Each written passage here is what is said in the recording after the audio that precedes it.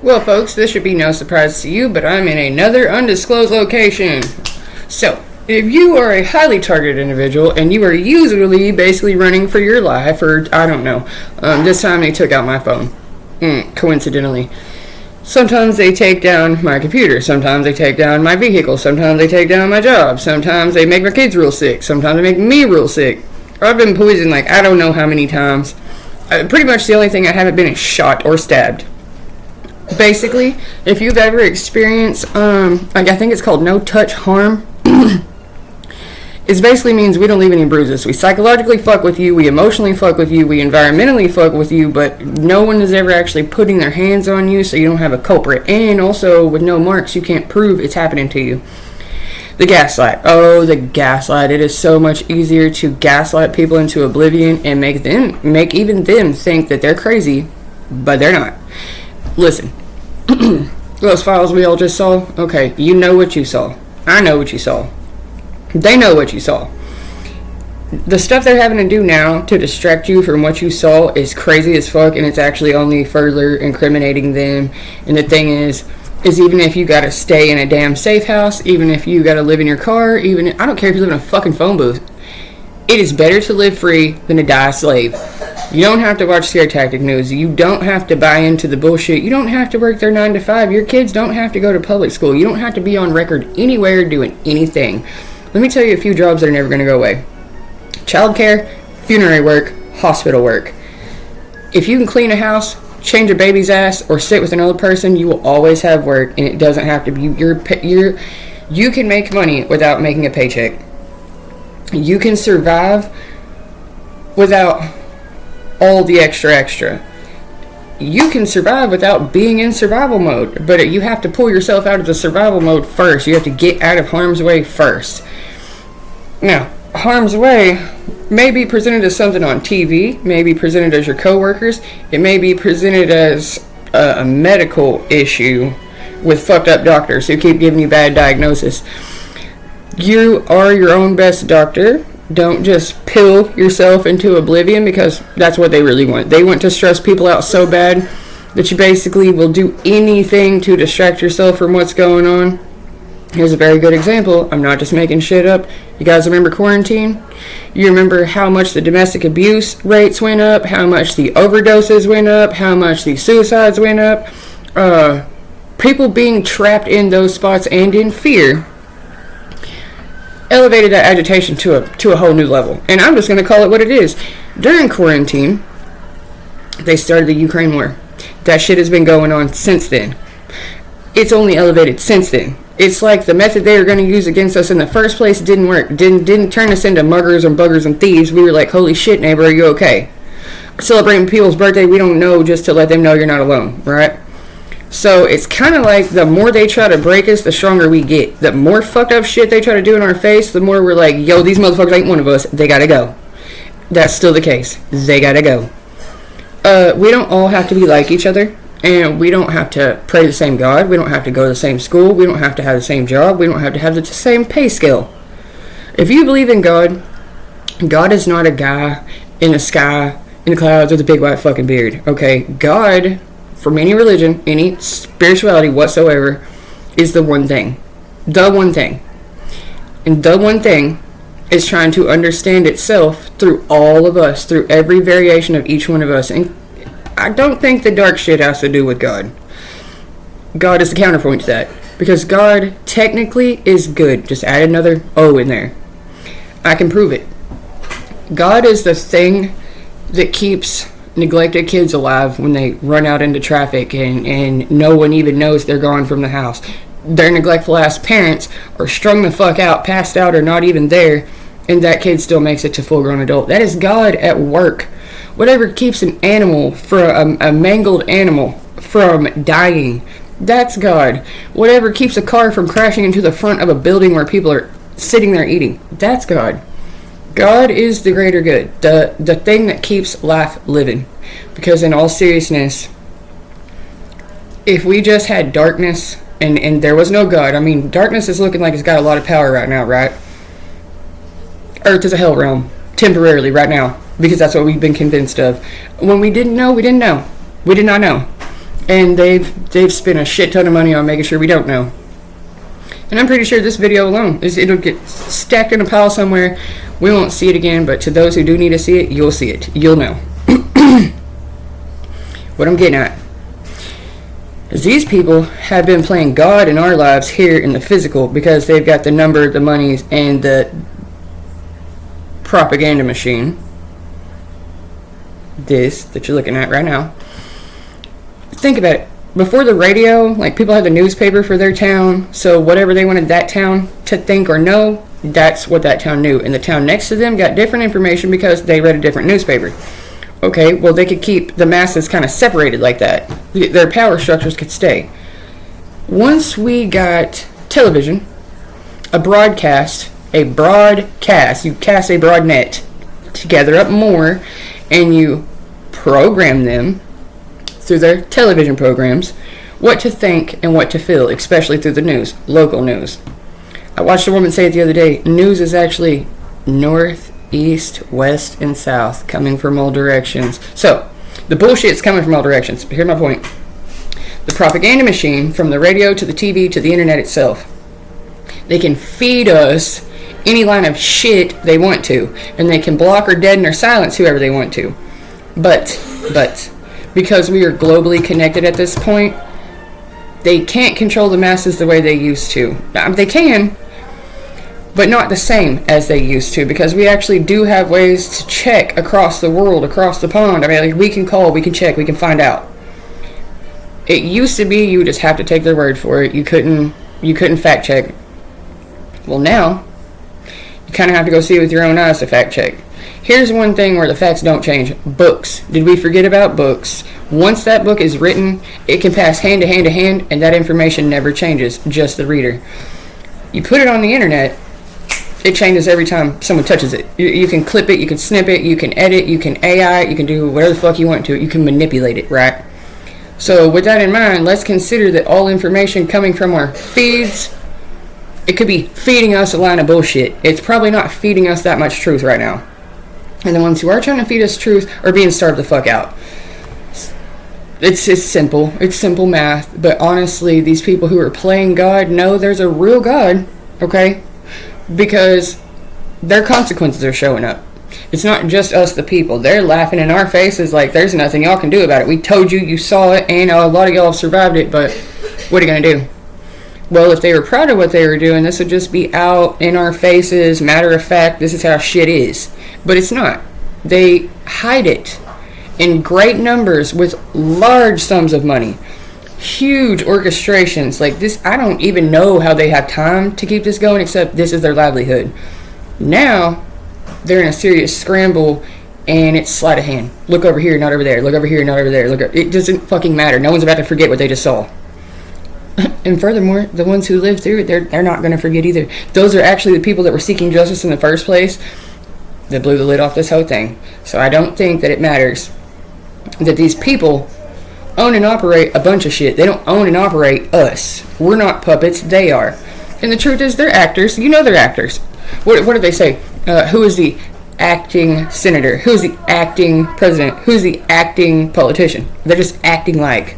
Literally, Ronald Reagan and Donald Trump are actual actors. I was watching Home Alone 2 the other day, and guess what? Donald Trump is in the scene telling little Macaulay Culkin, down the hall to the left. Watch it. Check. Fact check me. These are actors. Y'all remember hearing about the crisis actors? You've seen it your fucking self. When something bad happens to your town, does anybody show up and do anything? Does it become like a national emergency? Fuck no, it doesn't. Only if you're a hot state for their issues. It's like, some of us they don't give a shit about. But the crazy thing is in some of these podunk towns, the smaller ones, that's where their funky asses hide.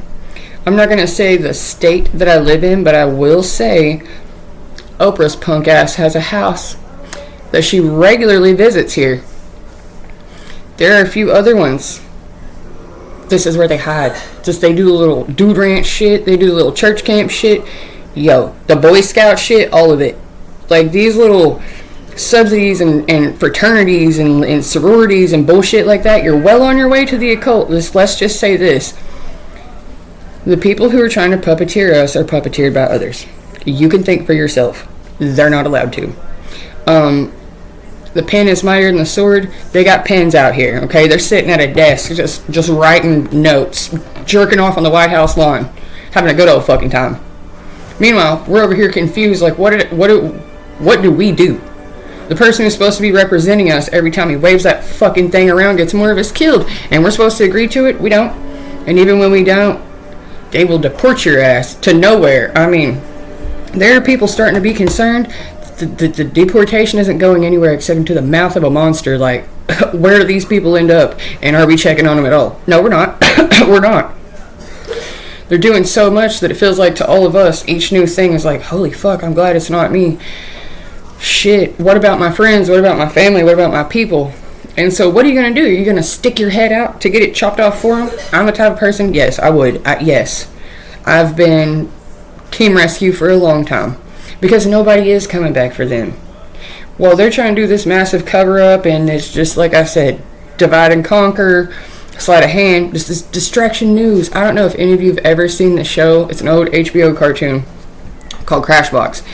There was a segment on that called Distraction News. If I could find a way to put a clip of that in here, you would all know what I'm talking about. But here's a little like outline of it. So there's a cartoon news lady named Dora Schmarmy. When the news broadcast starts, Dora is trying to tell you facts, like maybe 5 facts.